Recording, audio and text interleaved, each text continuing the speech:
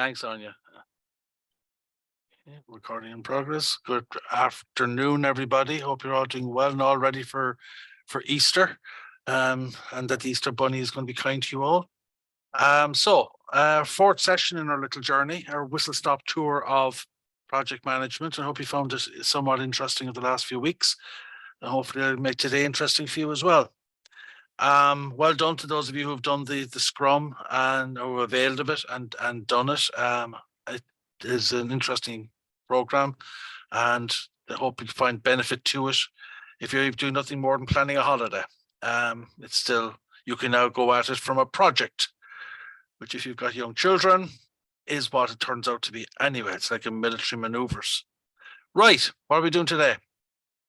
Today we're going looking at conflict. You know, I've kind of given it a run through projects all along, and we've looked at all the stuff that's the way the way a manager would approach a project, and the things that we have to look at in a project. But you know, it doesn't always go according to plan. Things can go wrong. So we'll be looking at what makes projects work, what makes projects not so much work. Conflict is something we will have. We don't agree with everything with everybody at all the time. It's part of being in a team. So we have to learn how to manage it. As a project manager, we sometimes have to get the whistle and become the referee.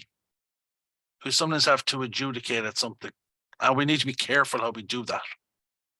Because to jump into one side over the other can cause an issue in terms of you're showing favoritism, you're only going with that person because it shows all sorts of agendas up. So a manager or a project manager is very much walking on eggshells in a project situation, but at the same time, the clock is ticking. The project needs to be done. There are deadlines to be achieved. There are targets and goals. There's a budget to be adhered to. And we have to be very careful how we handle these things. First thing we look at is openness. Openness is something that if we create a culture of openness within the project team, then it avoids a lot of the potential conflict, because what it can do is the materials don't get, or the feelings don't get bottled up. We don't come along and I've been sitting on this. This has been bugging me for since this project started 6 months ago, and I'm now really sick of it. And by the time it's actually, the pressure blows, it is, you know, we're straight into World War III. It is just an absolute disaster. Whereas if we foster a culture of openness, we can bring ideas and things to the table quicker. So anybody has any reservations can bring the issue to the table. So even at the end of a meeting, at the end of a team meeting, a project meeting, asking, has anybody got any issues here? Is there anybody got even a concern, any doubts, any niggles, anything they're not happy with? Let's get them out. Let's talk about them now. Or even let's put them on the table, and then let's go away and see if we can come back with a resolution to those at the next meeting. You know, it's getting the openness, letting people feel they can share if they don't feel comfortable with something. Because sometimes we don't feel comfortable with the plan. Maybe there's an area we find it difficult to express the situation. Some people in teams, in general situation, not just in project teams, in general teams, are quieter and find it difficult to speak about things. They're afraid of conflict, and they're afraid of arguments. They're afraid of upsetting people. And creating an open culture, an openness, allows people to feel comfortable to say what they feel and to speak. And it gives us, at the very least, as a project manager, it gives us a heads up as to a person's sensitivities, a person's feelings about something, a person's desire to be on the team, their motivation. That's at the very least. It gives us a heads up. As a more productive element, it puts things on the table for people to kind of go, oh, actually, he's right, or she's right, I hadn't thought of that. Okay, that's something we really need to think about here. Yeah, there's that warrants having a conversation. So it's getting that openness there is important. Within a conflict or within any sort of disagreement, it's important, and I've said this before, that we focus on the issue, not the person. And it can very quickly descend into a personal attack. So we stay objective, and a project manager's role is to be that referee. And if it starts to become personal, then we need to literally jump in the middle and stop the whole thing. Stop it right there, because if it starts to get personal, things at a very basic level, things will get said that people may regret they've said. People may use it as an opportunity to get somebody, to go after somebody. Whereas this is not what the project's about. This is not what this process is about. Equally, it's not a counseling session, but there are ways of dealing with it. So the type of things we can do to deal with it, as well as focusing on the present, we can withdraw. So we can either avoid, we can just, okay, park that, that's not relevant here, move away, let's keep going. That would have a very limited benefit, because if you just start sweeping it under the carpet or start ignoring it, it's just going to fester. It may go away today, but it's not going to go away.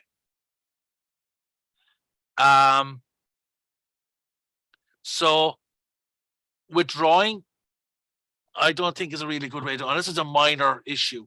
I don't really see it as a way of resolving this. Trying to focus on areas of agreement is a good one. I literally 5 minutes before this session, I had a meeting with a student, of an international student from India who's doing a dissertation, and I had a conversation, and she's stressing because the company she was going to work or do her research with basically came along and pulled out. So she's now stressing, what am I going to do? I'm in a strange country. I have approached other people. Nobody's talking to me. None of them want to come and give me any help. She had found a company in India. The problem with the company in India is the company in India wasn't using the technology that she was using. So she's going through all this. There's no help from my companies in India. There's no help from my companies in Ireland. What am I going to do? I'm now in trouble here. So we're able to focus in on some of the areas of positivity, not just the agreement, areas of positivity. So I asked her about this company in India again, and she was talking about this company. They don't use the technology. So we just reconfigured. We looked, we talked, we reconfigured, got her back on track. It's getting an agreement on things, and small agreements very often build into a bigger agreement, sort the problem. And we literally did in the space of 10 minutes. We sorted the problem. She now has a new focus. She now has a new way of going about this. Then essentially it's a project. And it's just getting that, finding those areas of the wins, the quick wins, the areas of agreement. Okay, so we agree this project needs to happen. Yes. We agree that we need to change the way we do X, Y, Z. Yes. We agree that the current way of doing it is not the most productive. Yes. So we have all that. We work through all of these elements, and we're chipping away at it. And very quickly, we're isolating the actual specific of disagreement. And in many cases, when we get to that level, the actual area of disagreement is very, very limited, very small. And I've worked with a person before, not on a project, but I worked with a person before who came to me and said, I think I'll have to leave my job. Why? Nobody in the office likes me. And I said, nobody. Yeah, everybody hates me. Everybody. Yeah, everybody hates me. There's nobody who likes you. Nobody likes me. And was that just at this stage, it was anything worse? So is that just the office or was it anywhere? Oh, it's just everywhere. Nobody likes me anywhere. I'd say, including me. And the person looked at me. And what do you mean? I said, well, you just said nobody likes you, and I haven't really just met you. So how the heck am I supposed to know if I like you or not? A lot of people out there have never met you. And we started filtering it down. Nobody in my office, I mean. Okay, so nobody in your office. How many people are in your office? X number of people. None of them like you. No. Nobody even says hello to you. Well, there's a few of them will say hello to me. Hang on a second now. We're now down to some people will talk to you. Some people will say hello to you. And we keep working, keep chipping at it, keep bringing it down. And very quickly it turns out that there's a problem with one person. It's the same thing in a project. Very often the issue turns out to be a fairly small, on the greater scheme of things, fairly small situation. And sometimes it's a type of thing that a person is just uncomfortable with a specific role they have. And that situation is the case of, okay, we'll just take that role away from you. We'll give it to somebody else. Problem sorted. No need for conflict, no need for chaos. We just unplug, replug, done. So some compromise is a good situation, but you can't have compromise if you haven't got an open culture, a culture where people are allowed to come and talk and express themselves. And if they have an issue, share it in confidence and in the feeling that this is not going to blow up on my face. We can force an issue. Sometimes as a project manager, our job is, I'm sorry, we have a deadline, guys. This is the way it has to go. In a previous meeting, we agreed to this process. This is the way we're going to do it. We cannot go back now and change it. We're going to have to just push it through, get it done, and we can worry about it the next time round. Force it. The sooner, it's like taking off a Band-Aid. You can take it off very gently and it'll pull every hair in your arm and it'll hurt like hell, or you can catch it and just rip it off and get on with it. Not an easy thing if you're the person taking off the Band-Aid, but sometimes that's what we need to do. Look for consensus. Find areas where people agree. It links back to the smoothing, focusing on the areas of agreement. Look for the consensus. The aim is to get consensus. It may not be 1,000% agreement. Don't expect everybody to be running around the project team room hugging and delighted with each other. You need to just get a consensus to get the project moving, keep it moving. Don't necessarily need to have people who are best buddies. We need to have a consensus that people are willing to get on with it. Again, it's a little bit like the concept of good enough rather than perfection. We want the relationships within the team to be good enough to be productive and get the job done. Not everybody's going to like or get on with everybody. That's fine. That's human nature. But that should be put aside if we stay objective and stay focused on the project, the objective, and forget the people. Everybody's just there to do a job. Let's do the job. Try to have this open attitude to problem solve. But again, as a project manager, you know what needs to be achieved. You know the end game here. You know what you're trying to get to. And if it's an obstacle, if people are blocking it because of a conflict, well, then sometimes you got to stick a whopping great stick of dynamite in the middle of the problem and just blast the obstacle out of the way and drive through. Sometimes you have to force it. It's not a good idea. Sometimes you have to just confront it come at it up front and just, this is a problem. Sometimes if you go to a project team and they start there's an issue, you say, okay, well, look, we obviously have an impasse here. We have a problem here. So what I'm going to have to do now is I'm going to have to go to the sponsor, the CEO of the company or whoever the sponsor is. And I'm going to have to tell them that because a group of people here won't agree on something, we're now not going to be able to complete the project on time. Okay, so we'll call this meeting to a halt, and then I'm going to go and I'm going to have that conversation. I'd be very surprised if at least some of those people who were 30 seconds earlier were causing the obstacle, all of a sudden don't go, hang on a second, whoa, we can sort this out. We can resolve this. We can. There's no need now to go rushing off and pulling the plug on it. I'm just pointing out that I have concerns. Concerns.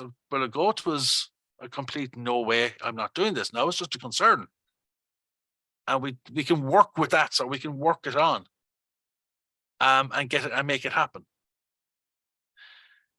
Projects don't have to be painful, and the majority of projects can be actually quite successful.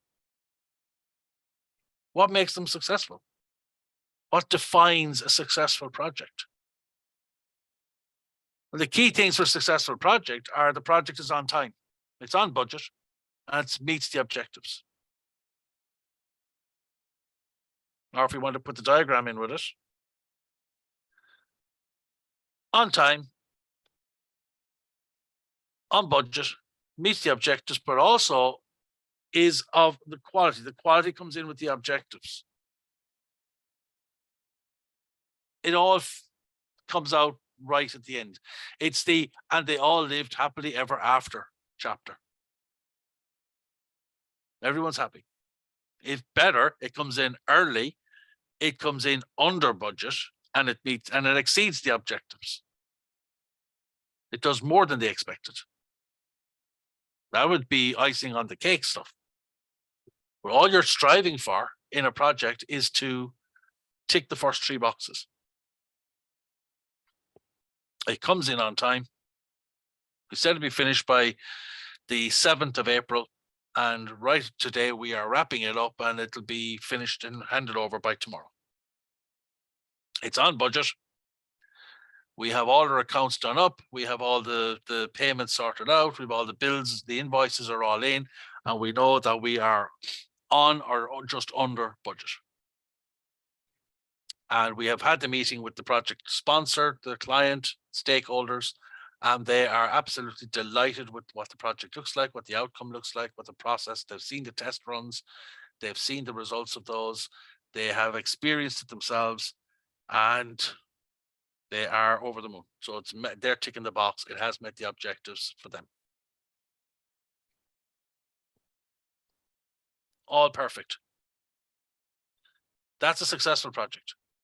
But basically what it is a project is something that has met the expectations of the client, not the expectations of the project team.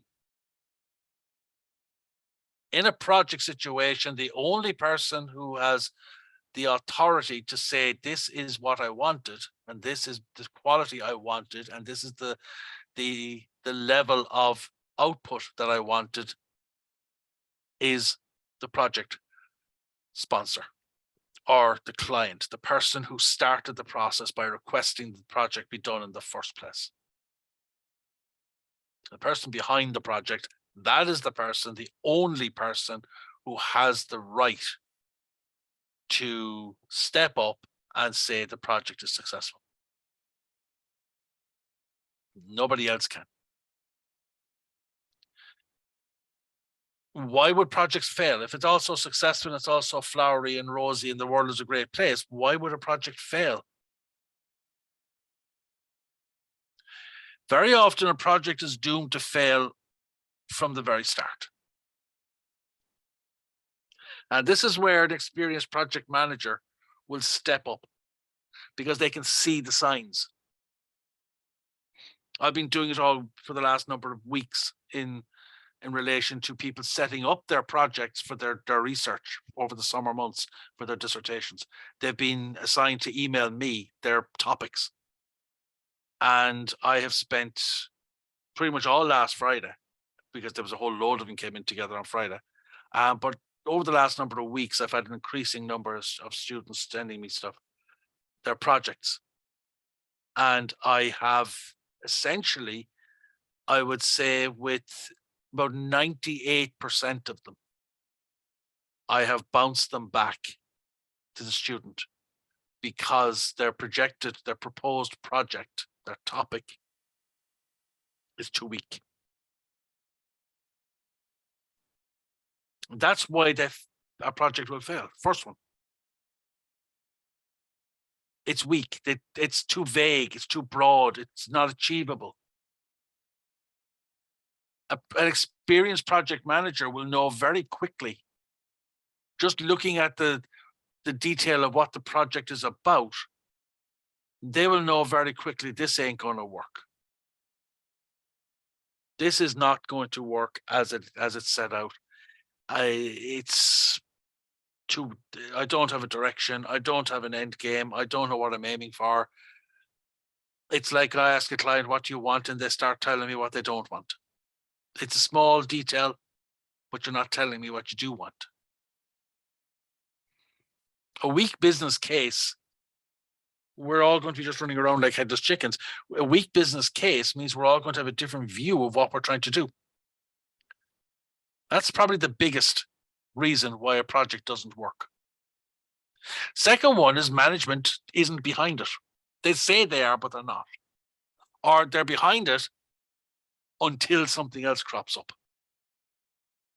And then all of a sudden it's, with that project, we're going to have to shelve that project now for a couple of weeks because when with Easter and the June bank holiday or May bank holiday, we have a lot of stuff coming up. It's a busy period of time. So we're going to have to shelve the project and we'll come back to it then after the project is after the bank holiday period. No,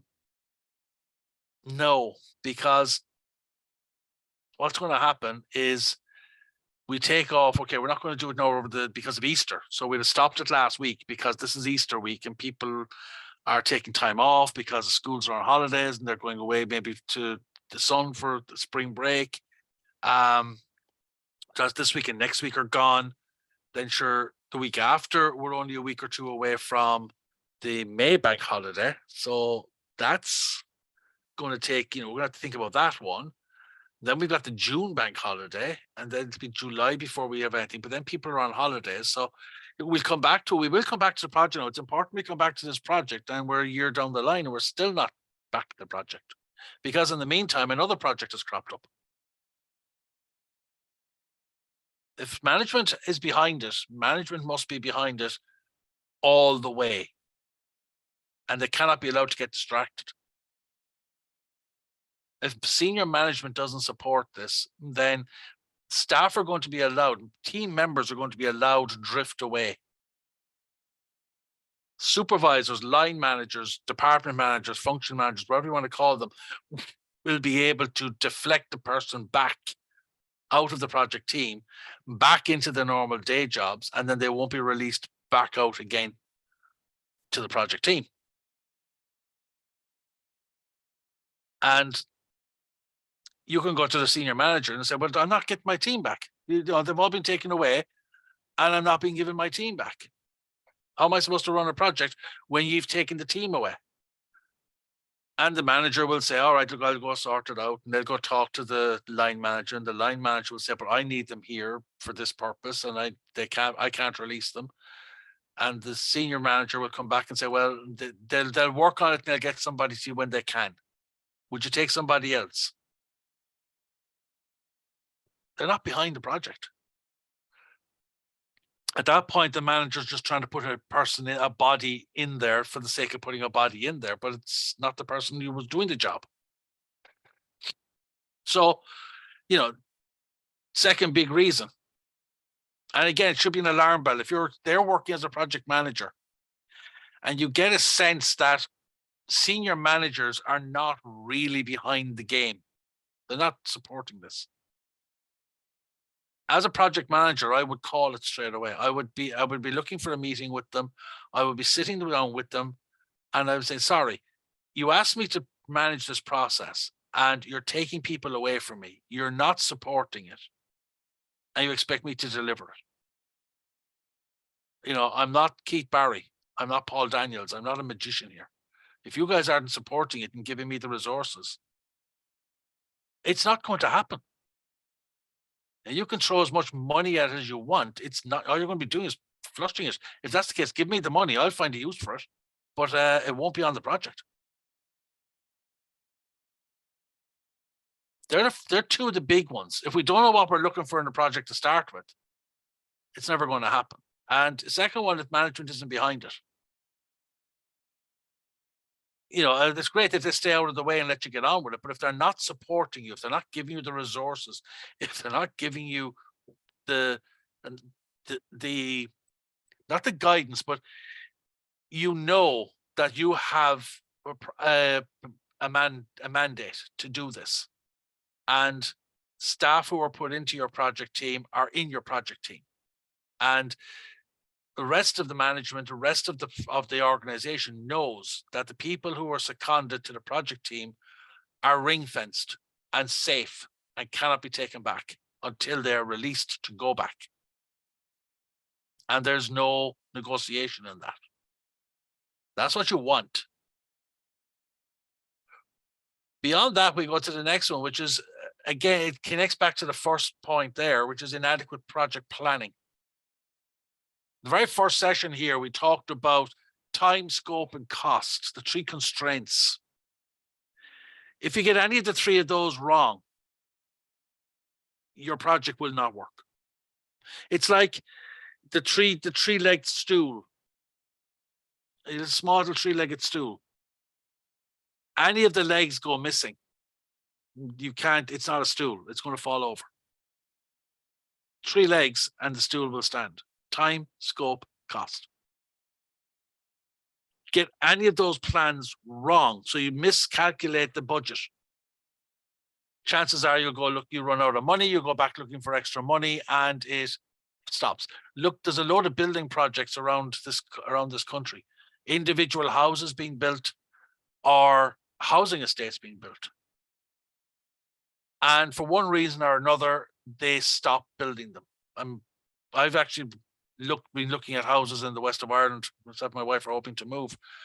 And the amount of houses that are up for auction, which are partially complete builds, where people basically have run out of money on the process. And the only thing they can do now is just divest of it, sell it. Try and get something back off it so they can clear whatever mortgage they took out on it. That's okay. Circumstances change the planning. Building materials prices have gone through the roof. There's issues that have changed, cost of living increases, all that sort of stuff. War in Ukraine, all these things have impacted the businesses and impacted the way things are done. In the period of uncertainty that we're coming out of, surely contingency plans are things we should have been questioning from the start. What's our backup? We're coming back into a world of uncertainty. Supplies could be a problem. Dates and times can be a problem. So we can check all our constraints. We can build in flexibility if their management is serious about this. If not, we have poor project planning. Poor project planning means budgets go out of control, schedules go out of control, people change the scope. I don't want that door there. Can we put an extra door over here and maybe make it a double door, electric, up and over, with lights? These things start to impacting the project. They impact the cost, the chain reaction. When the user doesn't get involved, we don't want the user involved. We don't want the person in there saying, trying to micromanage the process. That's why the project manager's in there. Let us do our job. But when it's hard to get the user, we want feedback on something. We want a progress report to see how are we on track for them? Are we meeting their requirements? Are we ticking boxes? And we can't contact them, or they have no interest. I can be fine, whatever you believe yourself now to be grand. Yeah, that's fine. So you know yourself what we're looking for. But we need you to come and see it. I need you to come and be part of the process. Sometimes if we have an unfamiliar situation, I don't accept this as a reason why a project should fail, because if we have an unfamiliar territory, if we're coming into, even if the project manager's coming into territory that they haven't dealt with before, part of the whole purpose of a project team is to build up a variety of expertise. So if I've got an area that I'm unfamiliar with, if I was asked tomorrow to manage a project in constructing an aircraft. I've traveled on aircraft. I know a little bit about aircraft. I don't know how to build one. So if I'm in a project team to get a plane built, I'm going to bring some people in, engineers in, who know how to build an aircraft. So even though it's unfamiliar territory for me, I structure the project to make sure I've got people on the team who know what they're doing. And I will defer to their expertise, people I can trust. So new and unfamiliar territory is only going to be a problem if I've planned the team badly. If I plan the team well, it should not enter into the process. Again, project manager needs to be there from the very start as part of setting up the project team. Even to the point of saying, well, you're putting this person on the project team, Mr. Manager, Senior Manager, you're putting this person on the project team. Please tell me why. What's their role? What do they do? What are they good at? I'm making a note of that. Oh, they're good at this. Okay, that could be handy. Okay, this person is good at making tea. They make a beautiful cup of tea. Yeah, so what's that got to do with designing an aircraft? Are they looking after the galley in the aircraft? Are they putting a coffee pod machine in the aircraft? What's the purpose? We need to make sure we have people who know what they're doing, and that they have a potential, they have a contribution to the project. Fairly important.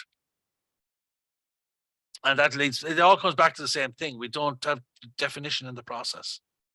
Very few reasons why a project will fail. They all come down to just the old, I think I've said it in this process a couple of weeks ago, the old Irish saying, I learned it back in the last millennium when I was in school.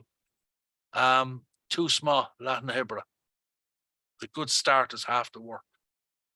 And what happens in why projects fail is we don't follow that basic rule. We don't do the good start. We just jump in, we hold our nose, we jump in and hope for the best. And, que sera, sera, we sing instead. And hope it all will pan out and it'll all come out right in the end, and, we don't have too many casualties. People get tired of projects. People get tired of working on projects. People get tired of another project. Management get tired of projects. That doesn't mean we can't do them. It just means we need to plan them more in a more focused way. As project managers, that is our job. We take over. We take over the reins. We take over the control, and we become very, very pedantic about things. Extremely detailed about things, because at the end of the day, you sign the project charter, your name is on it. Your name is there. You are taking formal responsibility for it. And your reputation as a project manager will live and die by how you perform that project, how you manage that project. And you're generally only as good as your previous project.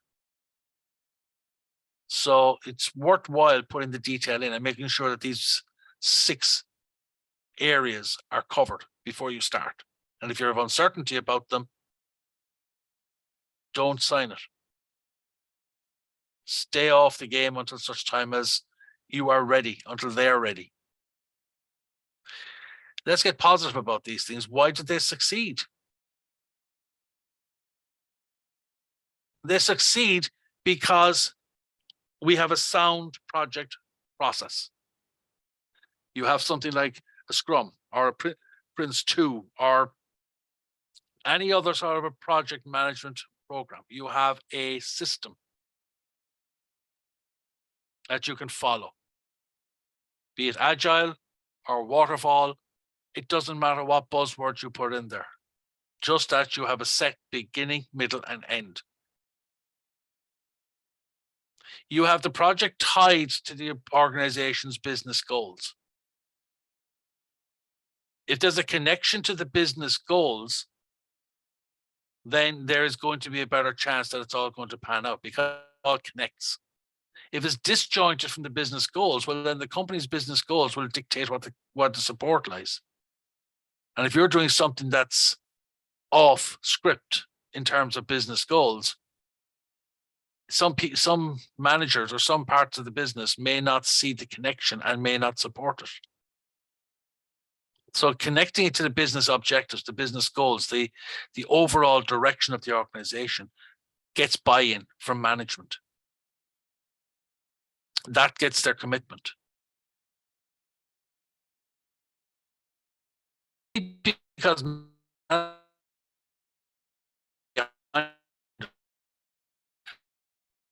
managers want this to happen.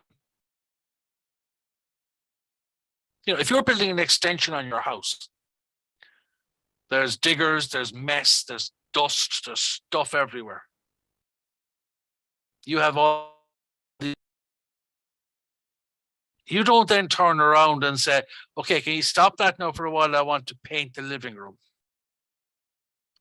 I'm going to do that now. I think that needs to be done over the spring. I think I should brighten up the living room, so I'll paint that. So if you could stop building the extension, that'd be great. I just need to get this done first, because that really, and Reno's tired of looking at that wallpaper, that color wall. It's going to try something different. You're not. You're going to make sure the building finishes. You're going to be there. You're going to manage. You're going to, you know, every day. What have they done today? Oh, they've done nothing. Well, in actual fact, they've cleared the site, or they've dug out the foundations or whatever. Oh, that all. I thought they'd have had the walls up by now.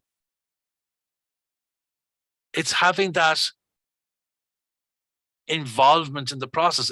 If you're doing it as a house extension, you're going to be there. I used to come, we got a big extension done a couple of years ago, a number of years ago. And every day I came in from work, and the first thing I did was walk around to see what they had done. What's different today? Almost like a Sesame Street. One of these things is not like the other. Looking at what's different today. You come home one day and there's a gaping hole in the side of your house where they've finally broken through to the extension piece. And you're going to get some days you get a sense of huge progress, and other days you get a sense of, I actually don't see what they did today. Did they do anything? Were they here? And then you find out that they were doing a lot of things under the, or kind of behind the scenes on things. Pipe, you know, plumbing, electricals, that sort of stuff. Chasing walls. But you're there, you're checking every day. What are they doing? You're not getting in the way. You're not standing over them while they're doing it, but you're checking. Having that commitment from management there, if there's an issue, available to talk to, but staying on top of what's happening. You know, you asking for a copy of the minutes from the project team meetings. Tell us what you're doing. Give us an update. Let us see where we're going, so we can take it to our senior management meeting, and we can say, you know something, they're now very well with that project. They're doing very. They did hit a snag, but they've resolved it. Or they came to me and I gave them this answer because I know that's what we're kind of all looking for here, and so I made a call on it, and they're gone off now with that. If you have management involved, you want management commitment, but you don't necessarily want management involvement. There is a difference. Management commitment is that they support the process and they let you do your job as a project leader, project manager. And they let the team do their job, and they commit the team to the project. Management involvement is okay on condition that they're involved as part of a project team, not to take over. If they're the project manager, fine. But if you're bringing in a project manager to run a project, you do not want two bosses. You do not want the project manager trying to run a project and a member of senior management trying to run the team.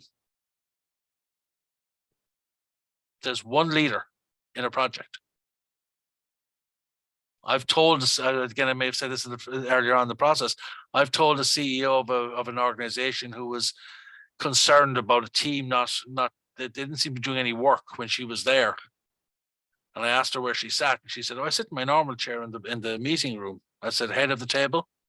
She said, "Yeah." I said, "Well, don't do that." "Where am I supposed to sit?" I said, "I don't care. Sit by the wall if you have to, but don't sit in your seat." Let's leave it blank or leave it for somebody else. Leave the project manager sit there. And the next time you go to that meeting, you just take a notepad and pen and take the minutes. And it's not to be the manager, it's to empower the team. Because the manager in that environment is an observer to what's going on in the team. The project team has to do the work. The project team is committed to the work, has been committed to the work. Management commitment should be to support the team, not to try and run it, unless they are the project manager. In some companies, that's what will happen. In other companies, they'll bring somebody else in. A project succeeds because people recognize that change can happen. Change is necessary. Sometimes things have to change within the project as we go. Like that student I had a while ago, her research focus pulled away from her. So she's struggling. It happened to me in my first dissertation as well. Halfway through, I was threatened with being fired if I continued my research. Or continued my project, basically. So having change management process is very useful. As things evolve, additional functionality might come up, additional things might come up. I need more lights here, I need more sockets here, I need something different somewhere in the process. We need extra functionality in this program. So putting good change management in, having a structure. If somebody wants to change something outside the project team or inside the project team, then it's not a case of, yeah, it's no problem, I'll do that. It's not a case of a senior manager drawing a member of the project team aside and having a little quiet word. If they wouldn't mind, just make that small change for me, to be great. So it'll take nothing. It's a thing of nothing. Just make that small change. No matter how small, having a very strict, very formal change process is vital, because some changes can be made without any compromise to the actual overall project. Some changes are going to cause chaos. They may require an entire project stop, recalibration, and restarting. So change is change. If it's not the one that was set out initially in the project charter, it is change. And anything has to be formally logged. That's logging it, it's discussing it, it's recalibrating the 3 constraints to make sure it's not, if it's not impacting it, great, but at least it's recorded that this change is requested, this is reviewed, this is the output, we're doing it. Or this is the output, but the time and cost are going to go up. So in order to accommodate it, we've spoken with the senior management. They've said, yes, that's a good idea. Let it happen anyway. So we have adjusted the project time, we've adjusted the project costings, and we've absorbed the new change into the process. So the project is now slightly different because of this change. Having a change management structure is vital. Otherwise, you're just tweaking things as you go, and before you're finished with it, you don't know what you're working on.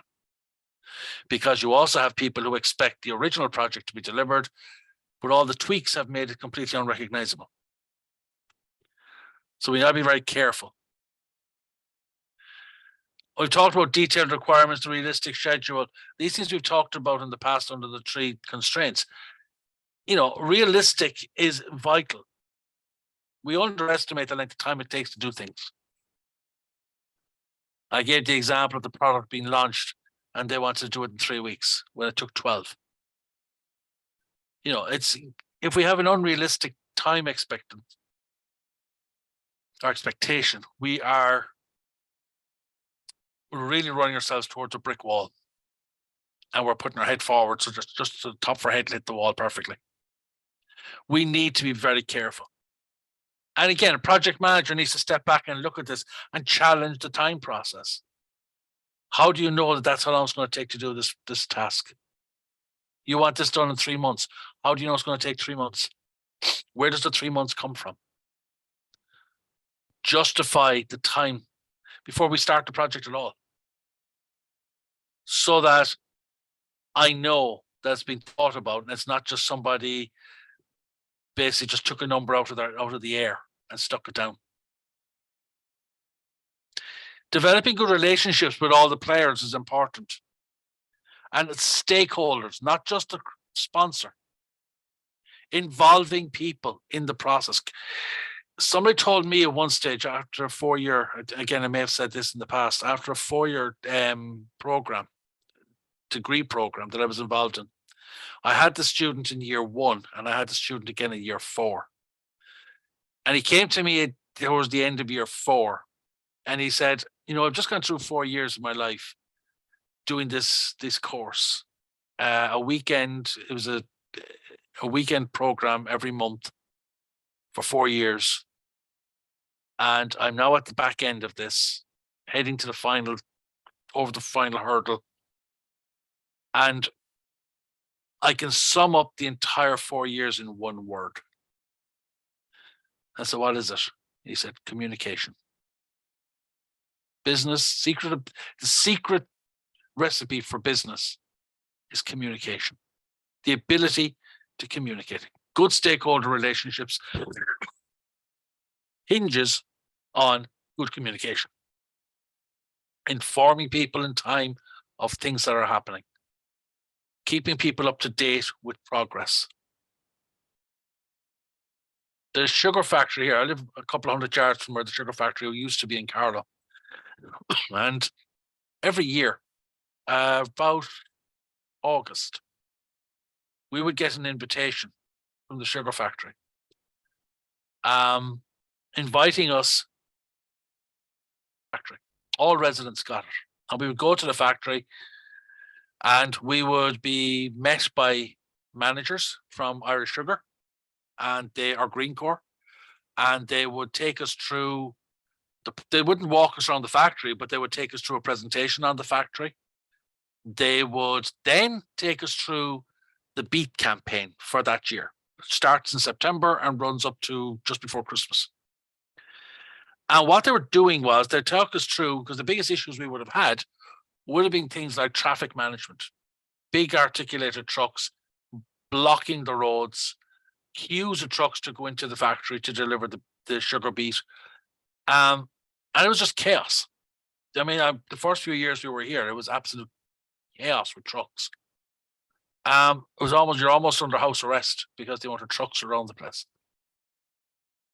And then they changed it and they put a traffic management system in. And they brought all the trucks to one side of the town, to the bypass, to Carlow, and they parked them up on the bridge over the River Barrow, which is around the corner from the factory. And they ran a traffic light system. So they only allowed 6 trucks through at a time. Those 6 trucks went through and they queued outside the gate, but they were in within a few minutes. And they would take us through. Every year, they would take us through. They'd listen to our complaints. They'd listen to our issues in relation to the traffic, in relation to the noise, or in relation to whatever. And then the following year, they'd give us a revised plan for the next year, for that coming season. So a good stakeholder relationship was important. And you could contact them and they gave us contact details. You could contact them at any time. And you could basically take them on about, okay, guys, what the hell are you doing here? This is ridiculous. And they would resolve it. Communication.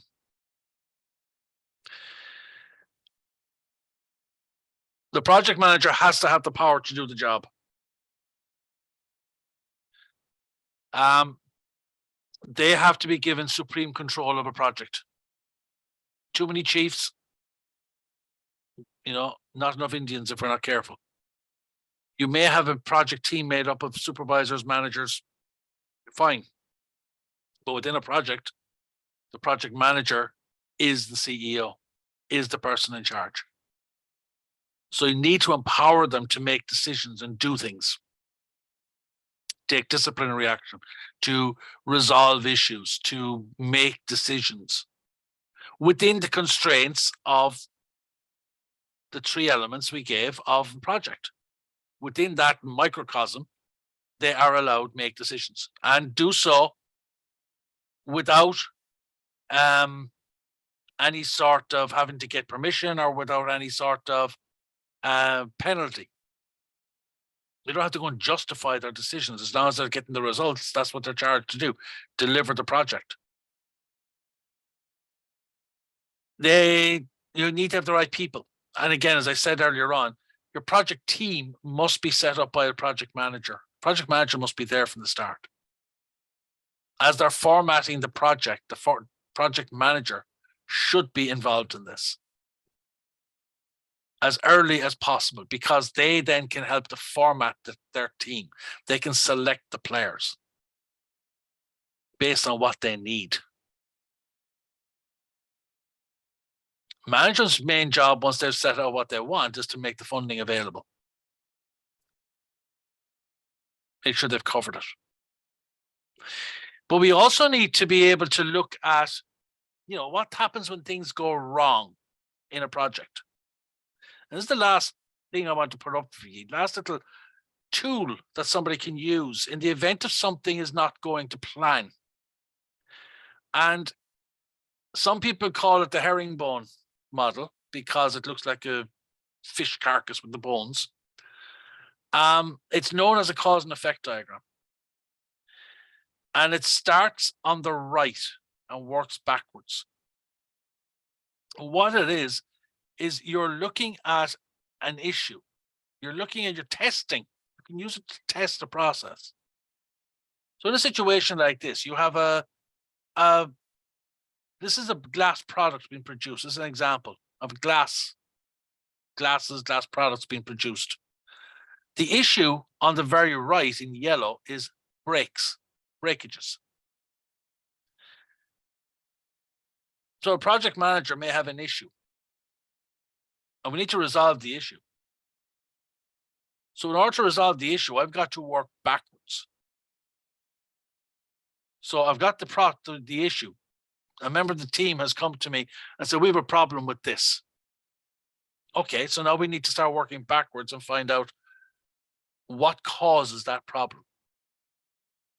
So within this cause and effect diagram, we've taken a step and saying, okay, well, there's 4 main areas that could cause a problem and cause breakages to glassware. And they are transport, packaging, product, and process. So we start and we look at each of those things in isolation. So we take a look at transport, all the things that are involved in the transport of a product. You've got your couriers, you've got the igloos used on air transport, you've got the road transport, you've got collections, you've got the various services, conveyors, trays, containers, robots, lack of training. You've got all of these things that can cause a product. As my father used to say when he worked in the post office, fragile means throw gently. We also look at the packaging. So we know the transport, what the handling is like. So let's look at the packaging. Their foam use, their corrugate, so how is it positioned in a box? Is there stress tests done? Where do boxes come from? How are they packed in boxes? Is it automatically packed or is it manually packed? Is a drop test done on the boxes with the product in it to see that they're safe? Working back the process. Then we look at the actual product itself, the shape of it, the design of it. Is it suitable? Maybe the design is too flimsy? The product we're trying to produce here it looks great. It's very arty in its appearance, but it's just never going to move. It's never going to you can't transport it because it's too top heavy or it's too delicate. I'm always terrified of these long stem glasses because I'm always terrified I'm going to snap the damn things. How is the product made? This is a glass product, so they check things like annealing, which is the strengthening of glass. Is it annealed properly? Or is it fine crystal that's not? There's the things that we have to, and this works for any project. You look at a situation, and within a project itself, you can undo the process backwards to see, well, where are the issues we need to specifically look at? Because this will keep your project moving. Problems happen. things go wrong. And by working back at cause and effect, we can resolve an issue. We can also use it proactively to troubleshoot what can go wrong. So what's our biggest fear in this part of the project? Well, my biggest fear is we go break the damn things. Okay, let's break down a cause and effect on breakages then. And we work like this, backwards. So we get to actually check the process before we start the process. Or we get to do a drop test on the packaging before we actually go live at the end of a project and roll the whole thing out. This gives us a tool to be able to work it. And that, folks, is it. Thank you very much for your last 4 weeks of attendance. I hope you found it somewhat interesting. If you have any questions, I had the chat box open. I haven't seen any questions coming in. Yeah, I don't see any questions coming in. There are questions. You can come through Onion with them, Anya, and she'll bang them onto me, and I'm very good at ignoring them. You are not, Denis. Not at all, because we have had, even this morning, some people asking about Scrum, so we're still happy to take those requests, and people seem to be really enjoying that. And just to say a big thank you to Denis for the delivery. So comprehensive, a whistle-stop tour around, but really good. Recordings will be on YouTube. Like as I said, there was a delay with last week's session, but that will be up there this afternoon. And thank you all for joining us with great attendance, and we will follow up with your certificates next week. Thanks, folks. Happy Easter, everyone. Yeah. Thanks, Denis. Thanks, take care. Thank you. You're welcome. Bye-bye.